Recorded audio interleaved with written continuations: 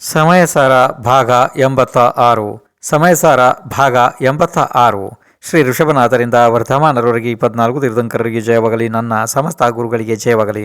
ಈಗ ನೀವು ಸಮಯಸಾರವನ್ನು 86ನೇ ಭಾಗದಲ್ಲಿ ಕೇಳ್ತಾ ಇದ್ದೀರಿ. 85 ಭಾಗಗಳು ಹಿಂದೆ ಮುಗಿದೋಗಿದ್ದಾವೆ. ಅದನ್ನು ಕೇಳ್ಕೊಬರ್ರಿ. ನೇರವಾಗಿ ಅದನ್ನು ಕೇಳೋದ್ರಿಂದ ಏನು ಅರ್ಥ ಆಗೋದಿಲ್ಲ. ನೀವು ಹೋಗೋತ್ತಿಗೆ ನಿನ್ನೆ ಒಂದು ಪ್ರಶ್ನೆ ಅಪೂರ್ಣ ಆಗಿತ್ತು, ಅದನ್ನು ಹೇಳ್ತೀನಿ ಮತ್ತೊಂದು ಸಲ. ಪ್ರಶ್ನೆ 1118. ಕೇವಲ ಜ್ಞಾನವು ಹೇಗೆ ಪ್ರಕಟವಾಗುತ್ತದೆ? ಉತ್ತರ: ರಾಗ ದ್ವೇಷಗಳು ಭಿನ್ನ ದ್ರವ್ಯಗಳು ಇಲ್ಲಿ ಜೀವಿಯ ಅಜ್ಞಾನ ಭಾವದಿಂದ ಆಗುತ್ತವೆ. ಆದ್ದರಿಂದ ಸಮ್ಯಕ್ ದೃಷ್ಟಿಯಾಗಿ ತತ್ವದೃಷ್ಟಿಯಿಂದ ನೋಡಿದರೆ ಅವು ಅಂದರೆ ರಾಗದ್ವೇಷಗಳು ಯಾವ ವಸ್ತುಗಳೇ ಅಲ್ಲವೆಂಬುದು ಕಂಡುಬರುತ್ತದೆ. ಹೀಗೆ ನೋಡಿದರೆ ಘಾತಿ ಕರ್ಮದ ನಾಶವಾಗಿ ಜೀವಕ್ಕೆ ಕೇವಲ ಜ್ಞಾನದ ಉತ್ಪತ್ತಿಯಾಗುತ್ತದೆ. ಇನ್ನು ಮುಂದೆ ಪ್ರಶ್ನೆ 1119.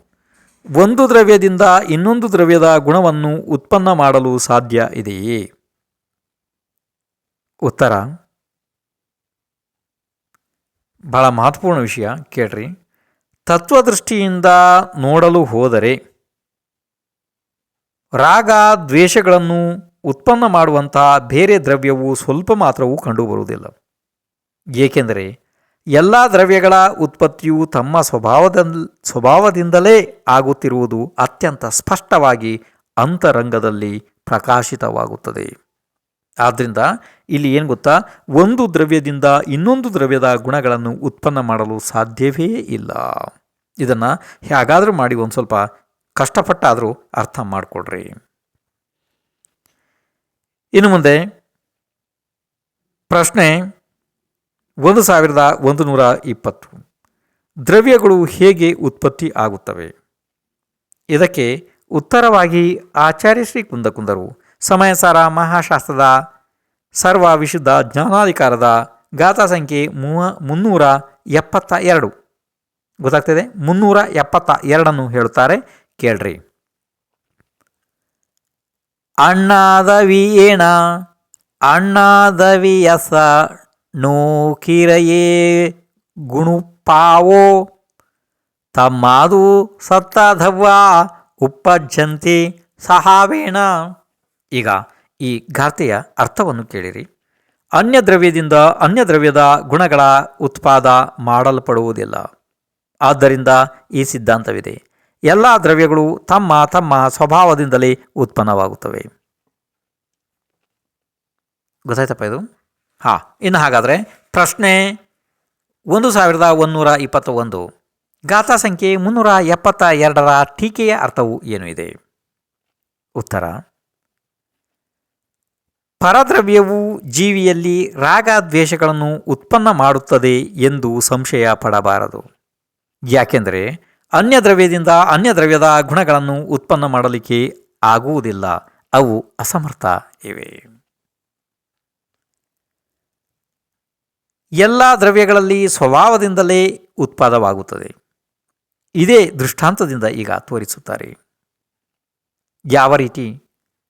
ಮಣ್ಣು ಗಡಿಗೆ ಭಾವದಿಂದ ಪರಿಣಮಿಸುವಾಗ ಕುಂಭಕಾರನ ಅಂದರೆ ಕುಂಬಾರನ ಸ್ವಭಾವದಿಂದ ಉತ್ಪನ್ನವಾಗುತ್ತದೆಯೋ ಅಥವಾ ಮಣ್ಣಿನ ಸ್ವಭಾವದಿಂದ ಪರಿಣಮಿಸುತ್ತದೆಯೋ? ಒಂದು ವೇಳೆ ಕುಂಬಾರ ಅಂದರೆ ಕುಂಭಕಾರನ ಸ್ವಭಾವದಿಂದ ಉತ್ಪನ್ನವಾಗುತ್ತದೆ ಎಂದರೆ ಯಾವುದರ ಒಳಗಡೆ ಗಡಿಗೆ ತಯಾರು ಮಾಡುವ ಅಹಂಕಾರದಿಂದ ತುಂಬಿದ ಪುರುಷನು ವಿದ್ಯಮಾನನಿದ್ದಾನೆ ಮತ್ತು ಯಾರ ಕೈಗಳು ಗಡಿಗೆ ಮಾಡುವ ವ್ಯಾಪಾರ ಮಾಡುತ್ತಾ ಇವೆ ಅಂಥ ಪುರುಷನ ಆಕಾರ ರೂಪದಿಂದ ಗಡಿಗೆಯು ತಯಾರಾಗಬೇಕಾಗಿತ್ತು. ಅಂದರೆ ಕುಂಬಾರನ ಶರೀರದ ಆಕಾರ ಗಡಿಗೆ ಆಗಬೇಕಾಗುತ್ತದೆ ಅಲ್ವೇ? ಆದರೆ ಹಾಗೆ ಎಂದೂ ಆಗುವುದಿಲ್ಲ ಅಲ್ವಾ? ಯಾಕೆ ಅಂದರೆ ಅನ್ಯ ದ್ರವ್ಯದ ಸ್ವಭಾವದಿಂದ ಅನ್ಯ ದ್ರವ್ಯದ ಪರಿಣಾಮವು ಉತ್ಪನ್ನವಾದದ್ದು ಕಾಣಿಸುವುದಿಲ್ಲ. ಒಂದು ವೇಳೆ ಹೀಗೆ ಇದ್ದರೆ ಅಂದರೆ ಮಣ್ಣು ಕುಂಭಕಾರನ ಸ್ವಭಾವದಿಂದಂತೂ ಉತ್ಪನ್ನವಾಗುವುದಿಲ್ಲ. ಹಾಗಾದರೆ ಹೇಗೆ ಉತ್ಪನ್ನವಾಗುತ್ತದೆ? ಮಣ್ಣು ತನ್ನ ಸ್ವಭಾವದಿಂದಲೇ ಉತ್ಪನ್ನವಾಗುತ್ತದೆ. ಕಾರಣ ತನ್ನ ಸ್ವಭಾವದಿಂದಲೇ ದ್ರವ್ಯದ ಪರಿಣಾಮವು ಉತ್ಪನ್ನವಾದ್ದು ಕಂಡುಬರುತ್ತದೆ. ಹೀಗೆ ಆದಾಗ ಮಣ್ಣು ತನ್ನ ಸ್ವಭಾವವನ್ನು ಉಲ್ಲಂಘನೆ ಮಾಡದೇ ಇರುವುದರಿಂದ ಕುಂಭಕಾರನು ಗಡಿಗೆಯನ್ನು ಮಾಡುವವನು ಅಲ್ಲ. ಮಣ್ಣೇ ಕುಂಭಕಾರನ ಸ್ವಭಾವಕ್ಕೆ ಸ್ಪರ್ಶ ಮಾಡದೆ ತನ್ನ ಸ್ವಭಾವದಿಂದಲೇ ಕುಂಭ ಅಂದರೆ ಗಡಿಗೆ ರೂಪದಿಂದ ಉತ್ಪನ್ನವಾಗುತ್ತದೆ. ಹೀಗೆಯೇ ಎಲ್ಲ ದ್ರವ್ಯಗಳು ತನ್ನ ಪರಿಣಾಮ ರೂಪ ಪರ್ಯಾಯದಿಂದ ಉತ್ಪನ್ನವಾಗುತ್ತವೆ. ಅವು ಎಲ್ಲವೂ ನಿಮಿತ್ತಭೂತ ದ್ರವ್ಯದ ಸ್ವಭಾವದಿಂದ ಉತ್ಪನ್ನವಾಗುತ್ತವೆಯೋ ಅಥವಾ ತನ್ನ ಸ್ವಭಾವದಿಂದಲೇ ಉತ್ಪನ್ನವಾಗುತ್ತವೆಯೋ? ಒಂದು ವೇಳೆ ನಿಮಿತ್ತಭೂತ ದ್ರವ್ಯದ ಸ್ವಭಾವದಿಂದಲೇ ಉತ್ಪನ್ನವಾಗುತ್ತವೆ ಅಂದರೆ ನಿಮಿತ್ತಭೂತ ಪರದ್ರವ್ಯದ ಆಕಾರದ್ದು ಆಗಬೇಕು. ಆದರೆ ಹೀಗೆ ಆಗುವುದಿಲ್ಲ. ಯಾಕೆಂದರೆ ಬೇರೆ ದ್ರವ್ಯದ ಸ್ವಭಾವ ರೂಪದಿಂದ ಯಾವ ದ್ರವ್ಯದ ಪರಿಣಾಮದ ಉತ್ಪತ್ತಿಯು ಕಂಡುಬರುವುದಿಲ್ಲ. ಅಂದರೆ ಯಾವುದೇ ದ್ರವ್ಯದ ಉತ್ಪತ್ತಿ ಕಂಡುಬರುವುದಿಲ್ಲ. ಎಲ್ಲ ದ್ರವ್ಯಗಳು ನಿಮಿತ್ತಭೂತ ಪರದ್ರವ್ಯದ ಸ್ವಭಾವದಿಂದ ಉತ್ಪನ್ನವಾಗುವುದಿಲ್ಲ. ಆದರೆ ತನ್ನ ಸ್ವಭಾವದಿಂದಲೇ ಉತ್ಪನ್ನ ಆಗ್ತವೆ. ಕಾರಣ ಎಲ್ಲ ದ್ರವ್ಯಗಳ ಪರಿಣಾಮದ ಉತ್ಪಾದ ಸ್ವಭಾವದಿಂದಲೇ ಆದದ್ದು ಕಂಡುಬರುತ್ತದೆ. ಹೀಗೆ ಇರುವಾಗ ಎಲ್ಲ ದ್ರವ್ಯಗಳ ನಿಮಿತ್ತಭೂತ ಯಾವ ಅನ್ಯದ್ರವ್ಯವಿದೆ ಆ ಅನ್ಯದ್ರವ್ಯಗಳು ಪರಿಣಾಮದ ಉತ್ಪತ್ತಿ ಮಾಡುವುದಿಲ್ಲ. ಎಲ್ಲ ದ್ರವ್ಯಗಳು ನಿಮಿತ್ತಭೂತ ದ್ರವ್ಯಗಳ ಸ್ವಭಾವವನ್ನು ಸ್ಪರ್ಶ ಮಾಡುವುದಿಲ್ಲ. ತನ್ನ ಸ್ವಭಾವದಿಂದಲೇ ತನ್ನ ಪರಿಣಾಮದಿಂದ ಉತ್ಪನ್ನವಾಗುತ್ತವೆ. ಆದ್ದರಿಂದ ಆಚಾರ್ಯರು ಹೇಳುತ್ತಾರೆ, ಯಾವುದೂ ದ್ರವ್ಯ ಅಂದರೆ ಯಾವುದೂ ಪರದ್ರವ್ಯ ಅದು ಜೀವದ ರಾಗಾದಿಗಳನ್ನು ಉತ್ಪನ್ನ ಮಾಡುವುದಿಲ್ಲ. ಆದ್ದರಿಂದ ನಾವು ಯಾರ ಮೇಲೆ ಕೋಪ ಮಾಡಬೇಕು ಅಂತ ಹೇಳ್ತಾರೆ. ಈಗ ಹಾಗಾದರೆ ಇದು ನಿಮಗೆ ಎಷ್ಟರ ಮಟ್ಟಿಗೆ ಅರ್ಥ ಆಯಿತು ಏನು ನನಗೆ ಗೊತ್ತಾಗೋದಿಲ್ಲ. ಈಗ ಒಂದು ಕೆಲಸ ಮಾಡೋಣ. ಹಾಗಾದರೆ ಇನ್ನು ಮುಂದಿನ ಒಂದು ಪ್ರಶ್ನೆಯನ್ನು ಹೇಳ್ತೀನಿ, ಅದನ್ನು ಹೇಳಿ ಅದೂ ನಿಮಗೆ ಅರ್ಥ ಆಗಿಲ್ಲ ಅಂದರೆ ಇನ್ನು ಮತ್ತೆ ಬೇರೆ ರೂಪದಲ್ಲಿ ಹೇಳುವಂತಹ ಪ್ರಯತ್ನ ಮಾಡಬೇಕಾಗ್ತದೆ. ಇರಲಿ. ಪ್ರಶ್ನೆ 1122. ನನ್ನಲ್ಲಿ ರಾಗಾದಿಗಳನ್ನು ಪರದ್ರವ್ಯಗಳೇ ಉತ್ಪನ್ನ ಮಾಡುತ್ತವೆ ಎಂದು ತಿಳಿದರೆ ಏನು ಹಾನಿ ಆಗುತ್ತದೆ? ಗೊತ್ತಾಯ್ತಪ್ಪ? ಅಂದರೆ ಯಾವುದಾದ್ರು ಜೀವ ಏನು ತಿಳಿತಾನೆ ಅಂತಂದರೆ ನನ್ನಲ್ಲಿ ಅಂದರೆ ಸ್ವಯಂ ತನ್ನಲ್ಲಿ ತಾನು ರಾಗಾದಿಗಳನ್ನು ಪರದ್ರವ್ಯಗಳೇ ಉತ್ಪತ್ತಿ ಮಾಡ್ತವೆ ಅಂತಂದರೆ ಏನು ಹಾನಿ ಆಗ್ಬೋದು? ಕೇಳ್ರಿ ಉತ್ತರ. ಆತ್ಮನ ರಾಗ ದ್ವೇಷ ಆದಿಗಳು ಆತ್ಮನ ಅಶುದ್ಧ ಪರಿಣಾಮಗಳು ಇವೆ. ನಿಶ್ಚಯನಯದಿಂದ ವಿಚಾರ ಮಾಡಿದರೆ ಅನ್ಯ ದ್ರವ್ಯವು ಅವುಗಳನ್ನು ಉತ್ಪನ್ನ ಮಾಡುವುದಿಲ್ಲ. ಅನ್ಯ ದ್ರವ್ಯವು ಕೇವಲ ನಿಮಿತ್ತ ಮಾತ್ರ ಇದೆ ಅಷ್ಟೇ. ಅಂದರೆ ಅನ್ಯ ದ್ರವ್ಯ ಕೇವಲ ನಿಮಿತ್ತ ಮಾತ್ರನೇ ಇದೆ ಅಷ್ಟೇ. ಯಾಕೆ ಎಂದರೆ ಒಂದು ದ್ರವ್ಯವು ಇನ್ನೊಂದು ದ್ರವ್ಯದ ಗುಣ ಪರ್ಯಾಯಗಳನ್ನು ಉತ್ಪನ್ನ ಮಾಡುವುದಿಲ್ಲ ಎಂದು ನಿಯಮ ಇದೆ. ಇದರಿಂದ ನನ್ನಲ್ಲಿ ರಾಗಾದಿಗಳನ್ನು ಪರದ್ರವ್ಯವೇ ಉತ್ಪನ್ನ ಮಾಡುತ್ತದೆ ಎಂದು ಏಕಾಂತ ಮಾಡಿದರೆ ಅದು ಸಿದ್ಧಾಂತ ನಿಯಮವನ್ನು ಅವನು ತಿಳಿದಿಲ್ಲವೆನ್ನಬೇಕು. ಅವನು ಮಿಥ್ಯಾದೃಷ್ಟಿ ಇದ್ದಾನೆ ಎಂದು ತಿಳಿಯಬೇಕು. ಆ ರಾಗಾದಿಗಳು ಜೀವದ ಸತ್ವದಲ್ಲಿಯೇ ಉತ್ಪನ್ನವಾಗುತ್ತವೆ. ಪರದ್ರವ್ಯವು ನಿಮಿತ್ತ ಮಾತ್ರವಿದೆ ಅಷ್ಟೇ. ಹೀಗೆ ಸ್ವೀಕರಿಸುವುದು ಸಮ್ಯಜ್ಞಾನ ಇದೆ. ಆದ್ದರಿಂದ ಆಚಾರ್ಯರು ಹೇಳುತ್ತಾರೆ, ನಾವು ರಾಗದ್ವೇಷಗಳ ಉತ್ಪತ್ತಿಯಲ್ಲಿ ಅನ್ಯ ದ್ರವ್ಯದ ಮೇಲೆ ಏಕೆ ಕೋಪ ಮಾಡಬೇಕು? ರಾಗದ್ವೇಷ ಮಾಡುವುದು ನನ್ನದೇ ಆದ ಅಪರಾಧ ಇದೆ ಎಂದು ಹೇಳುತ್ತಾರೆ. ಇದು ನಿಮಗೆ ಯಾವ ರೀತಿ ಅರ್ಥ ಆಯಿತು ಏನು ಅಂತ ನನಗೆ ಗೊತ್ತಾಗ್ತಾ ಇಲ್ಲ. ಈಗ ಒಂದು ಸ್ವಲ್ಪ ಹಾಗಾದರೆ ನಮ್ಮ ಮತ್ತು ನಿಮ್ಮ ಭಾಷೆಯಲ್ಲಿ ಬೇರೆ ರೀತಿ ಹೇಳ್ತೀನಿ ಕೇಳ್ರಿ. ಈಗ ಮೊದಲು ಗಡಿಗೆಯ ಉದಾಹರಣೆಯನ್ನು ಅವರು ಕೊಟ್ಟರು. ಗಡಿಗೆ ಮತ್ತು ಕುಂಬಾರ. ಕುಂಬಾರನನ್ನು ಏನಂತಾರೆ ಶಾಸ್ತ್ರ ಪ್ರಕಾರದಲ್ಲಿ? ಕುಂಭಕಾರ ಅಲ್ವಾ? ಇರಲಿ. ಈಗ ಅಲ್ಲಿ ಪ್ರಶ್ನೆ ಏನು ಬಂತು ಅಂತಂದರೆ, ಈಗ ಮಣ್ಣು ಇದೆಯಲ್ಲ, ಮಣ್ಣಿನಿಂದ ಗಡಿಗೆ ಆಯಿತು ಇಲ್ಲ ಕುಂಬಾರನಿಂದ ಆಯಿತು ಅಂತ ಹೇಳಿ ಬಂತು. ಆದರೆ ಮಣ್ಣು ತನ್ನ ಸ್ವಯಂ ಗುಣದಿಂದಲೇ ಗಡಿಗೆ ರೂಪವಾಗಿ ಪರಿವರ್ತನೆ ಆಯಿತು. ಅದು ಆ ಪರ್ಯಾಯದಲ್ಲಿ ಬದಲಾಯಿತು ಅಲ್ವಾ? ಇಲ್ಲಿ ಕೇವಲ ಕುಂಭಕಾರ ನಿಮಿತ್ತ ಮಾತ್ರ ಅಷ್ಟೇ ಅಲ್ವಾ? ಅದೇ ರೀತಿ ಈ ಜೀವವು ಕೂಡ ರಾಗದ್ವೇಷ ಮಾಡುತ್ತದೆ ಬೇರೆ ಅನ್ಯ ದ್ರವ್ಯಗಳಲ್ಲಿ ಅಲ್ವಾ? ಆದರೆ ಆ ರಾಗದ್ವೇಷ ಅನ್ಯ ದ್ರವ್ಯಗಳಲ್ಲಿ ಆಯಿತು. ಈಗ ಒಂದು ಕೆಲಸ ಮಾಡೋಣ. ಹಾಗಾದರೆ ಈಗ ಭಾಳ ಕೆಳಮಟ್ಟದಲ್ಲಿ ಬಂದು ಭಾಳ ಕೆಳಗಡೆ ಬಂದು ನಿಮಗೊಂದು ಉದಾಹರಣೆ ಕೊಡ್ತೀನಿ ಕೇಳ್ರಿ. ಈಗ ನೀವು ಯಾವುದೋ ಒಂದು ಅಂಗಡಿಗೆ ಹೋದ್ರಿ. ಅಲ್ಲಿ ಹೋಗಿ ನಿಮಗೆ ಯಾವುದೋ ಒಂದು ಗಡಿಯಾರದ ಮೇಲೆ ತುಂಬ ರಾಗ ಆಯಿತು. ರಾಗ ಅಂದರೆ ಆಶೆ ಭಾವ ಆಯ್ತು ನಿಮಗೆ. ಅದನ್ನು ನೀವು ತಗೊಂಬಂದು ಮನೆಗೆ ಇಟ್ರಿ ಅಲ್ವಾ. ಈಗ ಈ ಗಡಿಯಾರ ಈಗ ನಿಮ್ಮ ಮನೆಗೆ ಬಂತು, ನಿಮಗೆ ಅದರ ಮೇಲೆ ಭಾಳ ಪ್ರೀತಿ ಇದೆ. ಆದರೆ ನಿಮ್ಮ ಪ್ರೀತಿ, ನಿಮ್ಮ ಭಾವನೆಗಳು, ನಿಮ್ಮ ರಾಗ ದ್ವೇಷ ಪ್ರೀತಿ ಏನು ಅದ್ರ ಮೇಲೆ ಭಾವನೆಗಳು ಏನಿದ್ದಾವೆ, ಆಸಕ್ತಿ ಆ ಗಡಿಯಾರದಲ್ಲಿ ಇದೆಯಾ? ನಿಮ್ಮಲ್ಲಿ ಆಯ್ತಲ್ಲ, ಅಂದರೆ ನಿಮ್ಮಲ್ಲಿ ಈಗ ಅದ್ರ ಬಗ್ಗೆ, ಆ ಗಡಿಯಾರದ ಬಗ್ಗೆ ಬಹಳ ಆಸಕ್ತಿ ಭಾವ ಉತ್ಪತ್ತಿ ಆಯ್ತಲ್ವಾ? ಅದು ಯಾರಲ್ಲಿ ಉತ್ಪತ್ತಿ ಆಯಿತು? ನಿಮ್ಮಲ್ಲಿ ಉತ್ಪತ್ತಿ ಆಯಿತು, ಅಥವಾ ಆ ಯೋಗ್ಯತೆ ಗಡಿಯಾರದಲ್ಲಿ ಇದೆಯೋ? ಇಲ್ಲ ಇಲ್ಲ ಇಲ್ಲ, ಗಡಿಯಾರದಲ್ಲಿ ಸ್ವಲ್ಪ ಕೂಡ 1% ಕೂಡ ಇಲ್ಲ. ಆ ಗಡಿಯಾರದ ಮೇಲೆ ಸಂಪೂರ್ಣ ಆಸಕ್ತಿ ಉತ್ಪತ್ತಿಯಾಗಿರೋದು ಯಾರಿಗೆ? ನಿಮಗೆ. ಅದು ಎಲ್ಲಿಂದ ಉತ್ಪತ್ತಿ ಆಯಿತು? ನಿಮ್ಮಲ್ಲೇ ಉತ್ಪತ್ತಿ ಆಯಿತು. ಬೇರೆ ಕಡೆಯಿಂದ ಉತ್ಪತ್ತಿ ಆಯಿತು? ಇಲ್ವಲ್ಲ, ನಿಮ್ಮಲ್ಲೇ ಉತ್ಪತ್ತಿ ಆಯಿತು. ಅದಕ್ಕೋಸ್ಕರ ನೀವು ಅದರ ಮೇಲೆ ರಾಗಭಾವ ಮಾಡಿ ಅದನ್ನು ಸ್ವೀಕಾರ ಮಾಡಿದ್ರಿ. ಆ ಸ್ವೀಕಾರ ಮಾಡಿದ ನಂತರ ಕೂಡ ನಿಮ್ಮ ರಾಗದ್ವೇಷ ಭಾವಗಳನ್ನು ನೀವು ಅದಕ್ಕೆ ಗಡಿಯಾರಕ್ಕೆ ಕೊಡಲಿಕ್ಕೆ ಬರ್ತದೆ? ಇಲ್ವಲ್ಲ, ಬಿಲ್ಕುಲ್ ಇಲ್ಲ. ಅಂದರೆ ಗಡಿಯಾರದ್ದೇ ಇದೆ, ನೀವು ನಿಮ್ಮವರೇ ಇದ್ದೀರಿ. ರಾಗ ದ್ವೇಷ ಮೋಹ ಏನು ಉತ್ಪತ್ತಿ ಆಗಿದ್ದು ಅದು ನಿಮ್ಮಲ್ಲೇ ಅಜ್ಞಾನದ ಕಾರಣದಿಂದ ಉತ್ಪತ್ತಿಯಾಗಿದೆ ಅಲ್ವಾ? ಅದೇ ರೀತಿ ಗಡಿಗೆ ಕೂಡ ಅಷ್ಟೇ ಮಣ್ಣಿನಿಂದಲೇ ಉತ್ಪತ್ತಿಯಾಗಿದೆ. ಇಲ್ಲಿ ಏನಾಗಿದೆ ಅಂದರೆ, ಈಗ ನೀವು ಗಡಿಯಾರವನ್ನು ನೋಡಿದಾಗ ನಿಮಗೆ ಅದರ ಮೇಲೆ ಆಸಕ್ತಿ ಉತ್ಪತ್ತಿ ಆಯ್ತಲ್ವಾ? ಇಲ್ಲಿ ನಿಮ್ಮ ಆಸಕ್ತಿಯ ಉತ್ಪತ್ತಿಗೆ ಅದು ಕೇವಲ ಗಡಿಯಾರ ನಿಮಿತ್ತ ಮಾತ್ರ ಆಯಿತು. ಅಷ್ಟು ಮಾತ್ರ ಸ್ವೀಕಾರ ಮಾಡಬೇಕು ನೀವು. ಆವಾಗ ನಿಮಗೆ ಸಾಮಾನ್ಯವಾಗಿ ಇದೆಲ್ಲ ಗೊತ್ತಾಯಿತು ಅನ್ನಿಸ್ತದೆ, ನನಗೆ ಗೊತ್ತಾಗುತ್ತದೆ. ಇನ್ನು ಮುಂದೆ ಪ್ರಶ್ನೆ 1123. ಜೀವನಿಗೆ ಯಾವ ಪುರುಷಾರ್ಥ ಮಾಡಲು ಆಚಾರ್ಯರು ಇಲ್ಲಿ ಉಪದೇಶ ಮಾಡಿದ್ದಾರೆ? ಪ್ರಶ್ನೆ ಗೊತ್ತಾಯಿತು? ಇನ್ನು ಉತ್ತರ ಕೇಳ್ರಿ. ಶುದ್ಧನಯದ ವಿಷಯವಾದಂತಹ ಆತ್ಮನು ಅನಂತ ಶಕ್ತಿಯುಕ್ತನು, ಚೈತನ್ಯ ಚಮತ್ಕಾರ ಮಾತ್ರ ನಿತ್ಯ ಮತ್ತು ಏಕ ಇದೆ. ಅದರಲ್ಲಿ ಈ ಸ್ವಚ್ಛತೆ ಇದೆ. ಹೇಗೆ ನಿಮಿತ್ತವು ಸಿಗುತ್ತದೆ ಹಾಗೆ ತಾನು ಪರಿಣಮಿಸುತ್ತಾನೆ.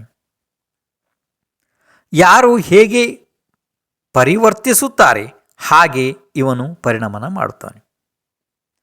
ಇದರಲ್ಲಿ ಅವನು ಸ್ವಲ್ಪವೂ ಪುರುಷಾರ್ಥ ಮಾಡುವುದಿಲ್ಲ. ಹೀಗೆ ಆಗುವುದಿಲ್ಲ. ಯಾರಿಗೆ ಆತ್ಮನ ಸ್ವರೂಪದ ಜ್ಞಾನವಿಲ್ಲ ಅವರು ಹೀಗೆ ಮನಿಸುತ್ತಾರೆ. ಏನೆಂದರೆ, ಆತ್ಮನಿಗೆ ಪರದ್ರವ್ಯವು ಹೇಗೆ ಪರಿಣಮಿಸುತ್ತದೆ ಹಾಗೆ ಆತ್ಮನು ಪರಿಣಮಿಸುತ್ತಾನೆ. ಹೇಗೆ ಪರಿಣಮಿಸುತ್ತದೆ ಹಾಗೆ ಆತ್ಮನು ಒಂದು ಕೆಲಸ ಮಾಡಿರಿ, ಈಗ ನಿಮಗಿದು ಅರ್ಥ ಆಗಿಲ್ಲ ಅಂತ ಕಾಣ್ತದೆ, ಬೇರೆ ರೂಪದಲ್ಲಿ ಹೇಳ್ತೀನಿ ಕೇಳಿ. ನೋಡಿ, ಆತ್ಮನಿಗೆ ಪರದ್ರವ್ಯವು ಹೇಗೆ ಪರಿಣಮಿಸುತ್ತದೋ ಹಾಗೆ ಆತ್ಮನು ಪರಿಣಮಿಸುತ್ತಾನೆ. ಅದರಲ್ಲೇನು? ಹೀಗೆ ಮನಿಸುತ್ತಾರೆ. ಅವರು ಮೋಹರೂಪಿ ಸೈನ್ಯ ಅಥವಾ ನದಿ, ಅಂದರೆ ಮೋಹರೂಪಿ ಯಾವ ರೀತಿ ಇದೆ, ಸೈನ್ಯ ಅಥವಾ ನದಿ ರೂಪ ಇದೆ. ಈ ಸೈನ್ಯ ಅಥವಾ ನದಿ ಅಂದರೆ ರಾಗದ್ವೇಷಕ್ಕೆ ಇಲ್ಲಿ ಸೈನ್ಯ ಅಥವಾ ನದಿ ಅಂತ ಹೇಳಿದ್ದಾರೆ. ಅದರಿಂದ ಅವರು ಪಾರು ಆಗುವುದಿಲ್ಲ. ಅವನ ರಾಗದ್ವೇಷಗಳು ದೂರ ಆಗುವುದಿಲ್ಲ. ಕಾರಣ, ತನ್ನ ಪುರುಷಾರ್ಥವು ರಾಗದ್ವೇಷಗಳನ್ನು ಮಾಡುವುದರಲ್ಲಿಯೇ, ಆದರೆ ಅವುಗಳನ್ನು ದೂರ ಮಾಡುವುದರಲ್ಲಿ ಆಗಬೇಕು ಅಲ್ವೇ? ಮತ್ತು ಪರರು ಮಾಡುವುದರಿಂದಲೇ ಆಗುತ್ತದೆ ಎಂದರೆ ಅವರೇ ಮಾಡಲಿ, ನಾವ್ಯಾಕೆ ಮಾಡಬೇಕಲ್ವಾ? ಅದಕ್ಕೆ ಉಪಯೋಗ ಏನಿದೆ? ಆ ರೀತಿ ಅಲ್ಲ. ಅದರಿಂದ ರಾಗದ್ವೇಷಗಳು ತಾನು ಮಾಡುವುದರಿಂದ ಆಗುತ್ತವೆ ಮತ್ತು ತಾನು ನಾಶ ಮಾಡಿದರೆ ಅವು ನಷ್ಟವಾಗುತ್ತವೆ. ಹೀಗೆ ಕಥಂಚಿತ್ ಮನ್ನಿಸುವುದು ಸಮ್ಯಕ್ ಜ್ಞಾನ ಇದೆ. ಆದರೆ ನನಗನ್ಸುತ್ತೆ ಇದು ನಿಮಗೆ ಅರ್ಥ ಆದಾಗೆ ನನಗೆ ಯಾಕೆ ಕಾಣ್ತಾ ಇಲ್ಲ. ಈಗ ಒಂದು ಕೆಲಸ ಮಾಡಿ, ಬೇರೆ ರೂಪದಲ್ಲಿ ಹೇಳ್ತೀನಿ ಕೇಳ್ರಿ.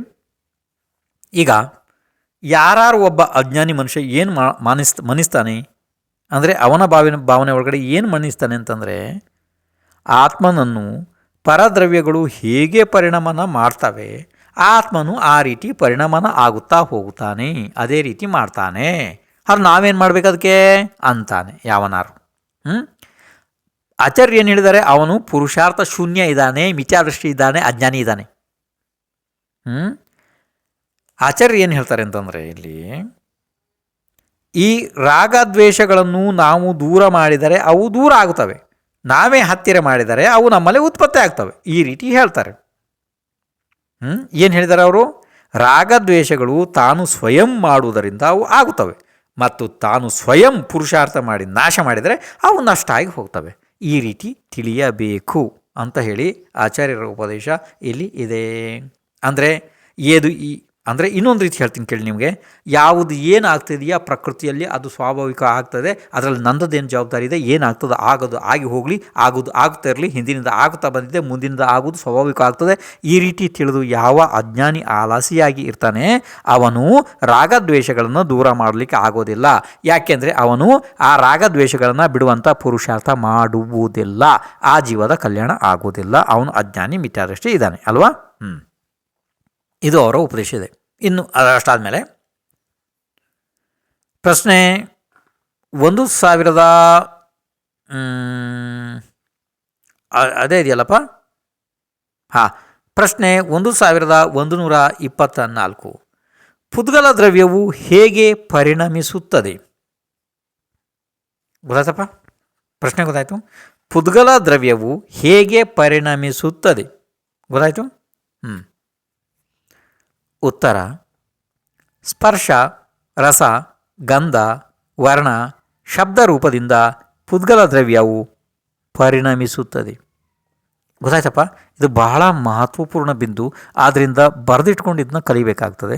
ಯಾವಾಗಲೂ ನೀವು ಇನ್ನೊಂದು ನೆನ್ಪಿಟ್ಕೊಳ್ರಿ, ಪುದ್ಗಲದ ಗುಣ ಯಾವುದು ಅಂತ ಕೇಳಿದ ತಕ್ಷಣವೇ ಯಾವುದಾದ್ರು ಮಹಾಶಾಸ್ತ್ರದಲ್ಲಿ ಅಲ್ಲಿ ಇಷ್ಟೇ ಬರ್ತದೆ, ಏನು ಅಂದರೆ ಯಾವುದರಲ್ಲಿ ಸ್ಪರ್ಶ, ರಸ, ಗಂಧ, ವರ್ಣ ಇದೆ ಅದನ್ನು ಪುದ್ಗಲ ಎನ್ನಲಾಗಿದೆ ಅಲ್ವಾ. ಅಲ್ಲಿ ಶಬ್ದ ಬರುವುದಿಲ್ಲ.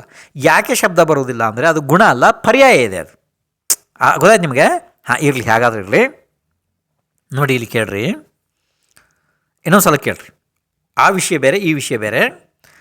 ಪ್ರಶ್ನೆ 1124. ಪುದ್ಗಲ ದ್ರವ್ಯವು ಹೇಗೆ ಪರಿಣಮಿಸುತ್ತದೆ? ಉತ್ತರ ಕೇಳ್ರಪ್ಪ. ಸ್ಪರ್ಶ, ರಸ, ಗಂಧ, ವರ್ಣ, ಶಬ್ದ ರೂಪದಿಂದ ಪುದ್ಗಲ ದ್ರವ್ಯವು ಪರಿಣಮಿಸುತ್ತದೆ. ಅರ್ಥ ಆಯಿತು? ಇದನ್ನು ಬರ್ಕೊಂಡು ಒಂದು ಸ್ವಲ್ಪ ಕಲೀರಿ.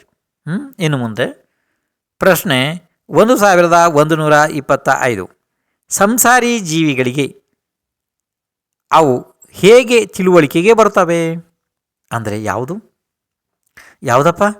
ಪುದ್ಗಲ ದ್ರವ್ಯವು ಸಂಸಾರಿ ಜೀವಿಗಳಿಗೆ ಹೇಗೆ ತಿಳುವಳಿಕೆಗೆ ಬರುತ್ತದೆ? ಅರ್ಥ ಆಯಿತು? ಉತ್ತರ: ಇಂದ್ರಿಯಗಳ ಮುಖಾಂತರ ತಿಳುವಳಿಕೆಯಲ್ಲಿ ಬರುತ್ತವೆ. ಇಂದ್ರಿಯಗಳು ಹೇಗೂ ನಿಮಗೆ ಗೊತ್ತಿದೆ, ಸ್ಪರ್ಶನ, ರಸನ, ಗ್ರಹಣ, ಚಕ್ಷು, ಶ್ರೋತೃ, ಕರ್ಣ. ಅಂದರೆ ಸ್ಪರ್ಶನ, ರಸನ, ಗ್ರಹಣ, ಚಕ್ಷು, ಕರ್ಣ ಅಥವಾ ಶ್ರೋತೃ, ಇದು ನಿಮಗೆ ಗೊತ್ತಿದೆ. ಆ ಇಂದ್ರಿಯಗಳ ಮುಖಾಂತರ ಅವು ತಿಳುವಳಿಕೆಗೆ ಬರುತ್ತವೆ ಅಲ್ವಾ. ಇದು ನಿಮ್ಗೆ ಗೊತ್ತಿದೆಯಲ್ಲ, ಅಂದರೆ ನಿಮಗೆ ಸ್ವಾಭಾವಿಕವಾಗಿ ನಿಮ್ಮ ಪ್ರತಿದಿನದ ಕೆಲಸದಲ್ಲಿ ನಿಮಗೆ ಇದು ಗೊತ್ತಾಗ್ತದೆ. ಪುದ್ಗಲಗಳು ನಿಮ್ಗೆ ಹೇಗೆ ತಿಳುವಳಿಕೆಗೆ ಬರ್ತದೆ? ಸ್ಪರ್ಶ, ರಸ, ಗಂಧ, ವರ್ಣ ಎಲ್ಲನೂ ಹೇಗಪ್ಪ? 5 ಇಂದ್ರಿಯಗಳಿಂದ ನಿಮ್ಮ ತಿಳುವಳಿಕೆಗೆ ಬರ್ತದೆ ಅಲ್ವಾ. ಇದು ಸಂಸಾರಿ ಜೀವಕ್ಕೆ ಮಾತ್ರ, ಮುಕ್ತ ಜೀವದ ವಿಷಯ ಅಲ್ಲ. ಅರ್ಥ ಆಯಿತು? ಇನ್ನು ಮುಂದೆ ಪ್ರಶ್ನೆ 1126. ಪುದ್ಗಲ ದ್ರವ್ಯ ಆತ್ಮನಿಗೆ ತಮ್ಮನ್ನು ಗ್ರಹಣ ಮಾಡು ಎಂದು ಪ್ರೇರಣೆ ಮಾಡುತ್ತದೆಯೇ? ಪ್ರಶ್ನೆ ಬಹಳ ಮಹತ್ವಪೂರ್ಣ, ಭಾರಿ ಅಂದರೆ ಭಾರಿ ಮಹತ್ವಪೂರ್ಣ. ನೀವು ಹೇಗೆ ತಿಳಿತಿರೋ ನನಗೆ ಅರ್ಥ ಆಗ್ತಿಲ್ಲ. ಈಗ ಬರುವಂಥ ಎಲ್ಲ ಪ್ರಶ್ನೆಗಳು ಬಹಳ ಮಹತ್ವಪೂರ್ಣ ಮಾತ್ರ. ನೋಡಿ, ಈಗ ಪುದ್ಗಲ ದ್ರವ್ಯಗಳು ಅಂದ ತಕ್ಷಣವೇ ಈಗ ನಾವು ನೋಡುವುದು ಏನೇನು ನೋಡ್ತಿದ್ದೀವಿ ನಾವು, ಅದೆಲ್ಲ ಏನು ತಿಂತೀವಿ, ನಮ್ಮ ಕಾರ್ಖಾನೆಗಳಿರಲಿ, ಮನೆಗಳಿರಲಿ, ಅಥವಾ ಯಾವುದೇ ರೀತಿಯ ನಿಮ್ಮ ವಾಹನಗಳು ಇರಲಿ, ಯಾವುದು ವಸ್ತುಗಳು ನೀವು ಕೈಯಲ್ಲಿ ಹಿಡಿತೀರಿ, ನೋಡ್ತೀರಿ, ಅದನ್ನು ಉಪಯೋಗ ಮಾಡ್ತೀರಿ, ಇವೆಲ್ಲ ಇದಾವಲ್ಲ, ಎಲ್ಲ ವಸ್ತುಗಳು ಪುದ್ಗಲ ಇದ್ದಾವೆ. ಸಂಪೂರ್ಣ ವಸ್ತುಗಳು ಪುದ್ಗಲನೇ ಇದ್ದಾವೆ. ಅರ್ಥ ಆಯಿತು? ಹಾಗಾದರೆ ಇಲ್ಲಿ ಪ್ರಶ್ನೆ ಏನಿತ್ತು ಅಂದರೆ, ಪುದ್ಗಲ ದ್ರವ್ಯ ಆತ್ಮನಿಗೆ ತಮ್ಮನ್ನು ಗ್ರಹಣ ಮಾಡು ಎಂದು, ಅಂದರೆ ಗ್ರಹಣ ಮಾಡುವುದು ಸ್ವೀಕಾರ ಮಾಡು ಎಂದು ಹೇಳುತ್ತದೆಯೇ ಅಥವಾ ಪ್ರೇರಣೆ ಮಾಡುತ್ತದೆಯೇ? ಆ ರೀತಿ ನೀವು ಎಲ್ಲಾದರೂ ನೋಡಿದ್ದೀರಿ ಇದುವರೆಗೆ? ಯಾವುದೇ ಒಂದು ಪುದ್ಗಲ ವಸ್ತು, ಅದು ಕಲ್ಲಿರಲಿ, ಮಣ್ಣಿರಲಿ, ಮನೆ ಇರಲಿ, ಯಾವುದು ಏನು ಎಂಥ ವಸ್ತು ಯಾವುದು ಬೇಕಾದ್ರೂ ಇರಲಿ, ಅದು ಯಾವುದೇ ಇರಲಿ, ನಿಮಗೆ ಯಾವತ್ತಾದರೂ ಕೂಡ ಯಾವುದೇ ಪುದ್ಗಲ ವಸ್ತು, ಒಂದು ಪರಮಾಣುನೇ ಇರಲಿ, ಬೇಕಾದ ಯಾವುದು ಬೇಕಾದ್ರೂ ಇರಲಿಯಪ್ಪ, ನಿಮಗೆ ಯಾವಾಗಲೂ ನನ್ನನ್ನು ಸ್ವೀಕಾರ ಮಾಡು, ನನ್ನನ್ನು ನೀನು ತೆಗೆದುಕೊಳ್ಳು ಎಂದು ಪ್ರೇರಣೆ ಮಾಡಿದ್ದು. ಅಂದರೆ ಅದು ನಿನ್ನ ಹತ್ರ ಬಂದು ನಿನಗೆ ಪ್ರೇರಣೆ ಮಾಡಿದ್ದು ಯಾವುದಾದ್ರು ವಸ್ತುವನ್ನು ನೀವು ಇದುವರೆಗೆ ಪ್ರಪಂಚದಲ್ಲಿ ನೋಡಿದ್ದೀರಾ ಯಾರಾದರೂ? ಇಲ್ಲ ಅಲ್ಲ. ಅದರ ಬಗ್ಗೆನೇ ಆಚಾರ್ಯರು ಹೇಳ್ತಾರೆ ಮುಂದೆ. ಆದರೆ ಅವರು ಗಾಥಾ ರೂಪದಲ್ಲಿ ವಿಸ್ತಾರವಾಗಿ ಹೇಳೋರಿದ್ದಾರೆ. ಈಗ ನಮಗೆ ಅಷ್ಟು ಹೇಳೋದಕ್ಕೆ ಸಮಯ ಇಲ್ಲ, ನಿಮಗೆ ಅಷ್ಟು ಕೇಳೋದಕ್ಕೆ ಸಮಯ ಇಲ್ಲ. ಆದ್ದರಿಂದ ನೀವು ನಾಳೆ ಬರಬೇಕು, ಇದು ಅನಿವಾರ್ಯ ಇದೆ. ನಾಳೆ ಬಂದು ಕೇಳಲೇಬೇಕು ಇದನ್ನು, ಈ ವಿಷಯವನ್ನು. ಆಯ್ತು, ಹೋಗ್ಬರ್ರಿ.